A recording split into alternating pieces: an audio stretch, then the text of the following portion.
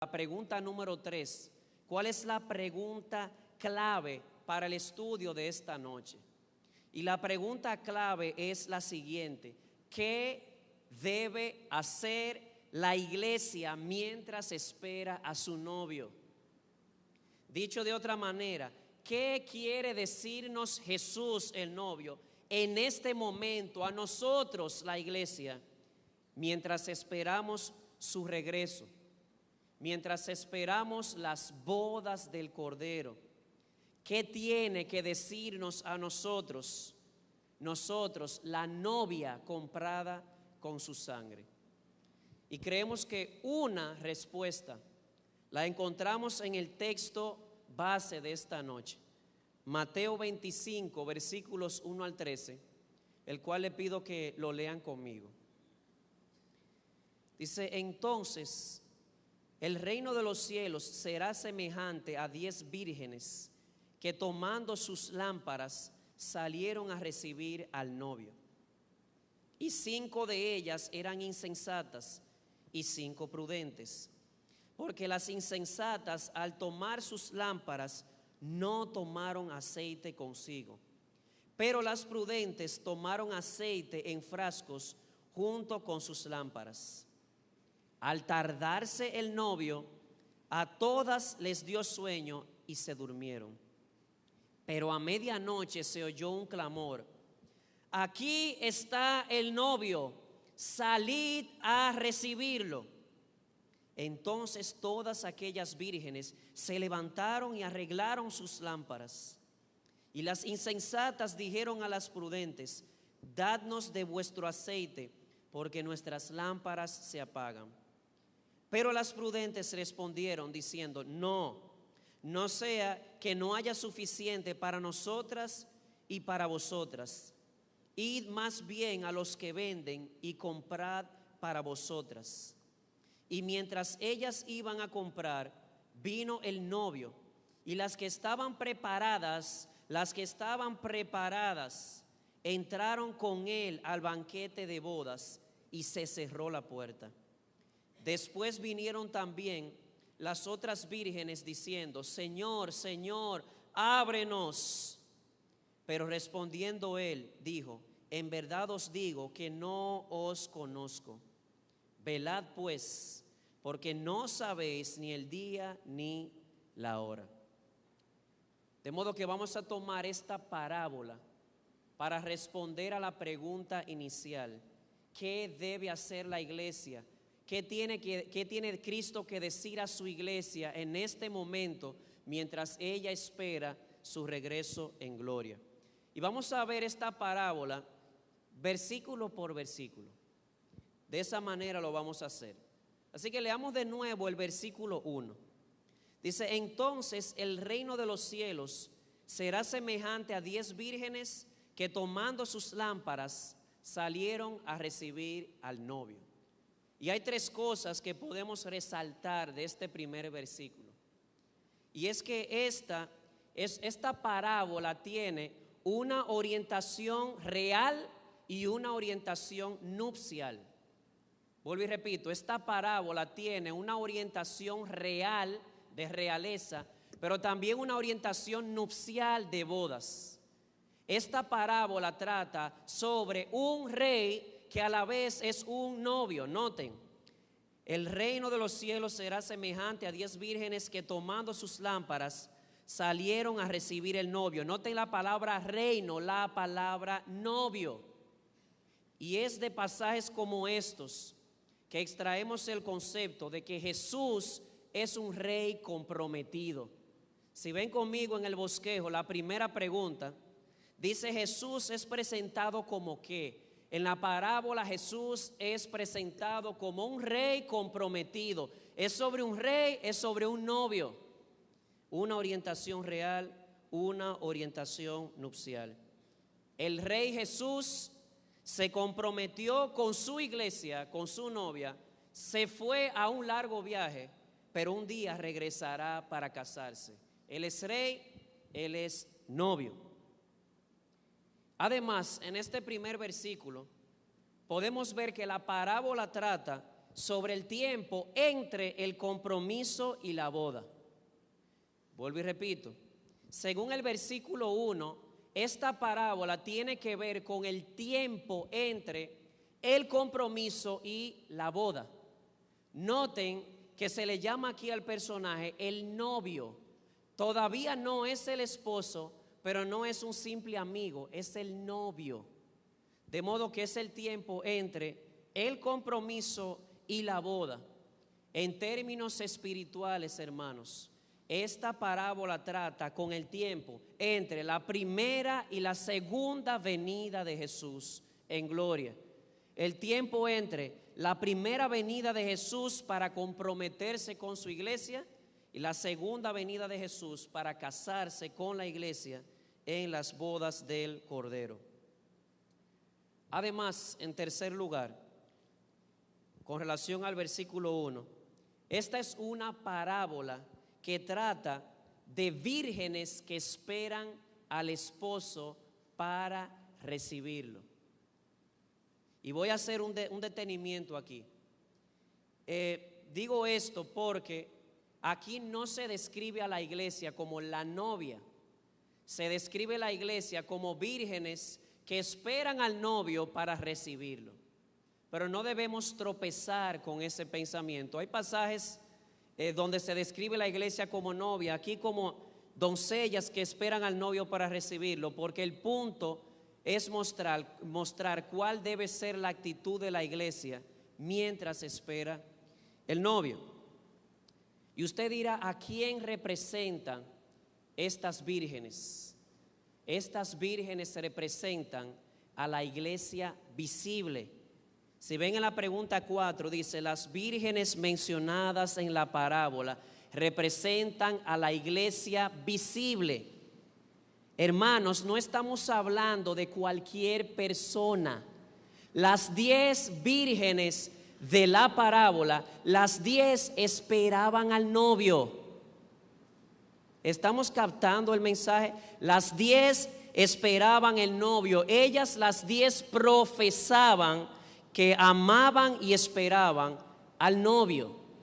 No son cualquier persona, tienen lámparas y ellas están esperando para alumbrar cuando Jesús regrese.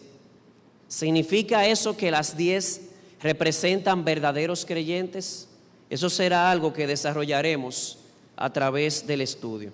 Así que con relación al versículo 1, repito, esta parábola tiene una orientación real y nupcial. Trata de un rey que es un novio. Segundo, tiene que ver con el período entre la primera y la segunda venida de Cristo. Tercero, está relacionada con la iglesia visible, es decir, con todos aquellos que profesan esperar en el novio, que profesan que aman al novio y tienen lámparas en sus manos. Pasemos entonces a los versículos 2 al 4. Dice, y 5 de ellas eran insensatas y 5 prudentes, porque las insensatas al tomar sus lámparas no tomaron aceite consigo, pero las prudentes tomaron aceite en frascos junto con sus lámparas. Noten que en el texto se nos habla de 5 y 5, pero no forcemos los detalles de la parábola. El punto de Jesús aquí no es enseñar que la mitad de la iglesia se perderá. Los números 5 y 10 son simplemente incidentales. Lo que sí debe quedarnos claro es que sean 5, sean 10, sean 20, habían sabias y habían necias. Eso es lo más importante para nosotros en la parábola, no tanto el número de 50%. Además, estas 10 vírgenes mencionadas en el texto tenían un trabajo designado. Su trabajo era estar listas para recibir al esposo con luces brillantes cuando él regrese. Miren el versículo 10, como dice. Dice, y mientras ellas iban a comprar, vino el novio, y las que estaban preparadas entraron con él. el trabajo de estas vírgenes, de estas doncellas, era esperar, estar preparadas para recibir al novio y alumbrar cuando el novio llegara. Y para ese trabajo se les dio medios. ¿Cuál era su trabajo? Esperar al novio, estar preparadas para alumbrar cuando él llegue. Y se les dio instrumentos o medios para ello. Se les dio aceite, se les dio lámparas para llevar a cabo el trabajo designado. Sin embargo, en la parábola se nos habla de que 5 fueron insensatas. 5 no tomaron en serio su trabajo. 5 no tomaron en serio su vocación. El único medio que les fue dado para llevar a cabo su trabajo, lo descuidaron. Se les dio aceite, se les dio lámparas, descuidaron el medio que se les entregó. Tenían lámparas solamente, no tenían aceite. Tenían, como alguien ha dicho, velas sin mecha. Tenían linternas sin batería, bombillos sin electricidad.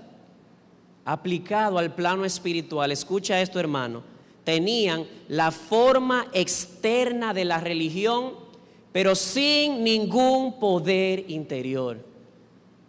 Lámparas sin aceite, toda una forma externa de religión sin ningún poder interno. Venían a la iglesia, leían la Biblia, oraban antes de comer, trataban de guardar los 10 mandamientos, lámparas vacías, una forma externa sin poder en el interior. Y que dicho sea de paso, a estas vírgenes les gustaba su trabajo. Estas vírgenes en cualquier momento podían dejar su trabajo, pero no, siguieron ahí. Ellas querían esperar al novio con sus lámparas, pero no tenían pasión por utilizar los medios que se les habían dado para llevar a cabo su trabajo o su vocación. Su locura. ¿Dónde estaba la locura de estas vírgenes? Fue pensar que una mera lámpara religiosa era suficiente. La locura, la insensatez de estas insensatas vírgenes es pensar que la mera forma de la lámpara religiosa sería suficiente. O tal vez, quién sabe, pensar que ellas al final podían tomar prestado el poder para encender las lámparas. ¿Quién sabe? Eran insensatas. No tomaron en serio la vocación y el trabajo que se les entregó. Y eso nos lleva al versículo 5. Dice, al tardarse el novio, a todas les dio sueño y se durmieron. Y llama la atención que dice al tardarse el novio. El novio se tarda. Jesús nos notificó hace más de 2000 años que su venida se retrasaría. No debería sorprendernos que van 2000 años y no ha llegado. Hablamos de Jesús, el rey, sí, ¿dónde está? Pedro lidió con eso. En 2 de Pedro capítulo 3 se nos dice lo siguiente: ante todo sabed esto, que en los últimos días vendrán burladores con su sarcasmo, siguiendo sus propias pasiones y diciendo, ¿dónde está la promesa de su venida? Porque desde que los padres durmieron, todo continúa como tal estaba desde el principio de la creación. Y Pedro les responde, pero amados, no ignoréis esto, que para el Señor un día es como 1000 años, 1000 años como un día. El Señor no se tarda en cumplir su promesa, según algunos entienden la tardanza, sino que es paciente para con vosotros, no queriendo que nadie perezca, sino que todos procedan al arrepentimiento. Jesús lo dijo de antemano, el novio se va a retrasar. Van 2000 años, el rey comprometido no ha regresado, pero él regresará. Podemos estar seguros de eso. La pregunta es, ¿cuál fue el resultado de ese retraso de la llegada del novio? Todas se durmieron. Oigan el texto. Vuelvo y leo. Dice, al tardarse el novio, a todas les dio sueño y se durmieron. Y eso nos lleva, hermanos, a la siguiente conclusión. Y es que debemos tener en cuenta que cada pasaje debe interpretarse con él mismo primero. A veces pensamos que el dormirse es algo negativo. Hay pasajes donde dormirse es algo negativo, pero no en esta parábola. La insensatez de las insensatas no estuvo en que se durmieron. La insensatez de las insensatas estuvo en que no estaban preparadas. Las sabias también se durmieron, pero cuando se oyó el clamor, ellas estaban preparadas. De modo que no tenemos por qué interpretar el que se durmieron como algo negativo. Sobre esto comenta el pastor John Piper: dormir es parte del ritmo normal de la vida, y en esta parábola es simplemente llevar a cabo las actividades ordinarias de la vida. Vuelvo y repito, en la parábola, ¿qué significa se durmieron? Siguieron con las actividades ordinarias de la vida. Hermanos, la voluntad de Jesús no es que nosotros vendamos nuestra casa y vayamos a una montaña como hizo William Miller, esperando la venida de Jesús. La voluntad de Jesús no es que renunciemos a nuestros trabajos. ¿Recuerdan en Tesalónica los que andaban desordenadamente? ¿Lo recuerdan? ¿Saben cuál era su problema? El problema de ellos era este: Jesús viene a la vuelta de la esquina, dejaron de trabajar, comenzaron a vivir a costilla de otros. Eso fue una manera insensata de vivir. Dormir en el texto significa seguir el curso ordinario de la vida, pero esperando a nuestro Señor. Lo más importante, amados hermanos, es que cuando Jesús venga, aunque estemos en nuestras labores ordinarias, estemos preparados. Que cuando Él venga y encuentre a la hermana Vivian salvando una pieza dental o haciendo una cirugía, que cuando Él venga y encuentre al hermano Moisés haciendo un trasplante renal, o al pastor Amiris tal vez diseñando una planta de gas, o tal vez a la hermana doña Lucrecia sanando a un hermano de la enfermedad de la piel, lo importante no es que ellos dejen sus labores ordinarias, es que cuando ellos estén en medio de su consulta, en medio de su trabajo, y se escuche la voz del cielo, ha llegado el novio, ellos digan desde sus trabajos: aquí estamos, listos, listas para recibir al novio. Ese es el punto de nuestra parábola, la que tenemos frente. Que Jesús nos encuentre fieles cuando Él regrese. El capítulo 24, versículo 46 que leímos en la lectura, dice: dichoso aquel siervo a quien cuando su Señor venga lo encuentre haciendo así. Qué glorioso sería eso, que el día en que Jesús aparezca en gloria y llegue y tal vez esté la hermana Lucrecia atendiendo un paciente, ese día ella esté atendiendo al paciente y predicándole el evangelio o orando con el paciente, velando y esperando a su novio. Y eso nos lleva al versículo 6. Dice: pero a medianoche se oyó un clamor: aquí está el novio, salid a recibirlo. El grito se escucha. Y eso nos lleva seguidamente al pasaje de Tesalonicenses que vimos, capítulo 4, versículo 16, cuando dice: pues el Señor mismo descenderá del cielo con voz de mando, con voz de arcángel y con la trompeta de Dios. Se escucha el clamor: aquí está el novio, salgan a recibirlo. Dejen que sus lámparas ardan o iluminen delante de Él. Glorifíquenlo, admírenlo. Esto es una realidad. Jesús va a regresar. Y te pregunto, hermano, hermana, ¿estás preparado? ¿Estás preparada? ¿Tiene aceite tu lámpara? ¿Hay vida espiritual en ti? ¿O es un mero formalismo? Alguien dirá, leo mi Biblia, voy a la iglesia, doy el diezmo, oro antes de cada comida, trato de guardar los 10 mandamientos. Una pequeña lámpara y dentro nada de afectos por Dios, ningún deseo por la llegada y estar con el novio, el Señor Jesucristo. Y lo que estamos a punto de ver ahora es una advertencia muy sobria al respecto. Versículos 7 al 9.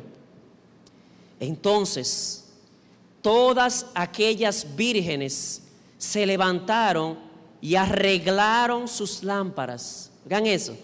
Todas arreglaron sus lámparas. Y las insensatas dijeron a las prudentes: dadnos de vuestro aceite, porque nuestras lámparas se apagan. Pero las prudentes respondieron diciendo: no sea que no haya suficiente para nosotras y para vosotras. Id más bien a los que venden y comprad para vosotras. Oigan esto. Se escucha el clamor a medianoche. Llegó el novio y dice el texto: todas arreglaron sus lámparas, incluyendo las insensatas. ¿Pueden pensar en algo más insensato que esto? Arreglar lámparas vacías. Arreglaron sus lámparas. ¿Cuántos días, cuántos meses, cuántos años pasaron? Y estas vírgenes tenían sus lámparas, no tenían aceite, no había vida interior, solo una mera lámpara, una mera forma externa religiosa.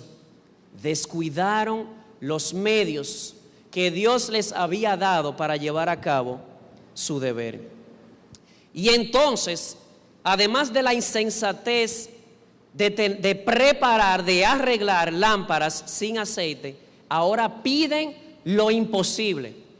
Le dicen a las 5 prudentes: dennos de su aceite. Lo imposible. Las prudentes le dicen: no, jamás. No sea que nos falte a nosotros y les falte también a ustedes. Y usted dirá: wow, pero eso no estará estimulando el egoísmo. Recuerda, hermano, no forces una parábola. Por lo general, las parábolas tienen un punto central para enseñarnos, y este es el punto que se quiere resaltar. Lo que se quiere resaltar es la imposibilidad de tomar prestada la fe, la fidelidad y la obediencia evangélica de otros. Te lo voy a volver a repetir. El punto aquí no es el egoísmo. El punto de las vírgenes sabias cuando dicen vayan y compren su aceite es este: es imposible tomar prestada la fe y la fidelidad y la obediencia evangélica de aquellos que esperan al Señor. Hijos, jóvenes, atiéndanme. Miren aquí, que tienen padres fieles y que no conocen al Señor. En aquel día, cuando enfrenten a Jesús, sus padres no podrán prestarles su fe. Cada quien tendrá que dar su propia cuenta delante del Señor. Es imposible. Si pensabas de esa manera, Jesús tiene una advertencia para ti: no cuentes con eso. Es imposible tomar prestada la fe y la fidelidad de otras personas.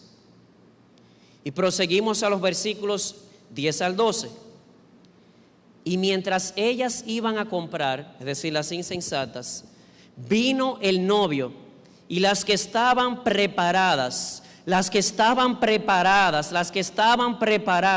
entraron con él al banquete de bodas, y se cerró la puerta. Después vinieron también las otras vírgenes diciendo: Señor, Señor, ábrenos. Pero respondiendo él dijo: en verdad os digo que no os conozco. Y noten, hermanos, se cerró la puerta. ¿Ustedes recuerdan el arca? Cuando comenzó el juicio de Dios, que entraron 8 personas al arca, se dice que Dios cerró la puerta. Quiero citar algo que leía de Piper al respecto. Dice: oh, ¿cuántos cometen el error de pensar que la fe instantánea o la fe tomada prestada será posible? No cometas ese error. Jesús se parará frente a la puerta y la puerta será cerrada. No habrá otra oportunidad. El novio mismo cerrará la puerta. Y no solo eso, no solo cerrará la puerta, palabras terribles. Las vírgenes insensatas tocan: ábrenos, nosotros te estábamos esperando. Jesús les dice: yo nunca las conocí. Ábrenos, Señor, nosotros teníamos una lámpara. Nosotros no éramos como el mundo. Nosotros éramos religiosas. Nosotros éramos parte de la iglesia visible. Nosotros, oh Señor, íbamos al culto, leíamos la Biblia, orábamos antes de comer, tratábamos de guardar los 10 mandamientos. Otros me veían y pensaban que yo estaba alumbrando una vida de apariencia. Jesús les dice: nunca los conocí. Llegará el día en que cada uno de nosotros tendremos que ver cara a cara a aquel que sus ojos son como llamas de fuego y que puede ver en lo más profundo de nuestras pequeñas lámparas si hay aceite o no. Él les dice: no hay aceite. Yo nunca os conocí. Mi vida nunca corrió en sus venas, para ponerlo en ese lenguaje. Pero tú, además de que no quisieras oír esas palabras, amado hermano, tú no tienes por qué escuchar esas palabras. El punto de Jesús en esta parábola es precisamente eso: advertirnos. Y eso nos lleva al último versículo, el versículo 13. Velad pues, no tiene por qué ser así. Jesús dice, a manera de aplicación: velad pues, porque no sabéis ni el día ni la hora. ¿Cómo se aplica todo esto a nosotros? Velar, dice Jesús. Y velar no significa yo todas las noches abrir mi ventana y mirar hacia arriba a ver si el cielo se enrolla como un pergamino y aparece Jesús. No significa irnos a una montaña y vender aquí todo y salir hacia allá, hacia una montaña, y mirar hacia arriba esperando que el Señor regrese. Incluso las vírgenes prudentes se durmieron. Las vírgenes prudentes se dedicaron a las actividades ordinarias de la vida. De modo que velar significa simple y sencillamente estar vivos, estar alerta a Jesucristo y al trabajo del Espíritu Santo en nuestros corazones. Decía Martin Lloyd-Jones: el aceite no es más que el poder del Espíritu en nuestros corazones. Utilizar, de manera ya más práctica, utilizar todos los medios que Dios nos ha dado para conocerlo mejor, para amarlo más, para confiar más en Él. ¿Por qué tantas lámparas parecen apagarse? Porque no se están usando los medios que Jesús ha dejado a su iglesia para conocerlo más, para amarlo más. Así que, amado hermano, amada hermana, que este pensamiento gobierne tu vida. Jesús, el Rey comprometido, va a regresar por su prometida a la iglesia. Y si tú eres parte de esa iglesia, Él vendrá por ti, te llevará a sus cámaras eternas y te dará un placer tan grande, tan profundo, tan duradero, que ese día caerás en cuenta que todos los placeres lícitos de esta vida no eran más que una sombra del placer que significa estar con el novio sin escuchar un más hasta que la muerte los separe, será por toda la eternidad. Si eres parte de su novia, Él te tomará y te dirá: ven, oh esposa fiel, entra en mis jardines y en mi cámara y aprende ahora y por toda la eternidad de qué se trataban los placeres temporales. No eran más que sombra del placer eterno, del placer profundo que nos dará el Señor Jesús. Y tú, amado amigo, que estás aquí, que no conoces al Señor, y pensaba mucho en los jóvenes que tienen padres creyentes y fieles, quisiera repetirte lo que te dije hace un rato. Tus padres no podrán prestarte su fe en aquel día. Tal vez, amado amigo, tal vez, amado joven, niño, adulto, no sé, anciano, eres de aquellos que Pedro describe como burladores. Tal vez no te burlas con palabras, pero sí te burlas en tu manera de vivir. Recuerda esto: si Jesús no ha regresado, es por amor a ti. Él no retarda su promesa, como muchos tienen por tardanza, sino que Él es paciente, queriendo que todos, incluyéndote a ti en esta noche aquí, que tú vengas al arrepentimiento, que tú te entregues a Jesús, de tal manera que disfrutes con Él y con toda su iglesia por toda la eternidad. Amada iglesia, al Señor sea la gloria. Que el Señor nos ayude a velar y orar mientras esperamos la venida de nuestro novio, el Señor Jesús. Amén.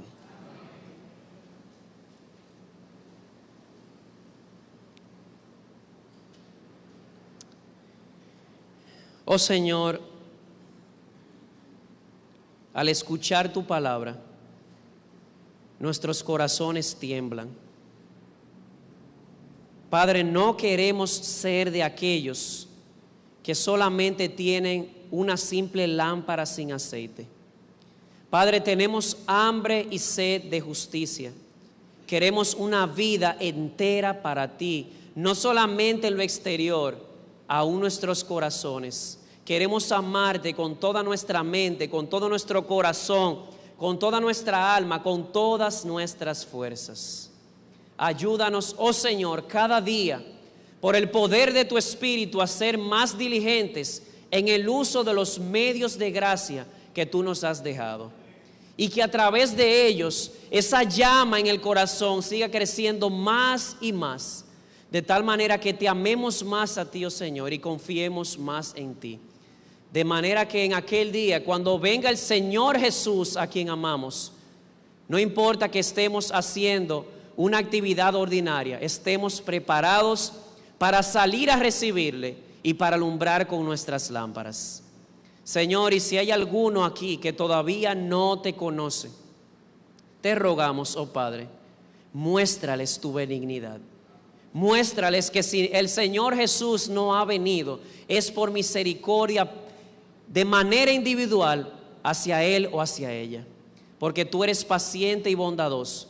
Pero Padre, ábrele los ojos y muéstrales que un día se cerrará la puerta, pero que hoy es el día aceptable, hoy es el día de salvación. Oh Señor, ablándale sus corazones a tu temor, que abracen el señorío y la salvación de nuestro Rey y prometido, el Señor Jesús, en quien te rogamos estas cosas. Amén, amén.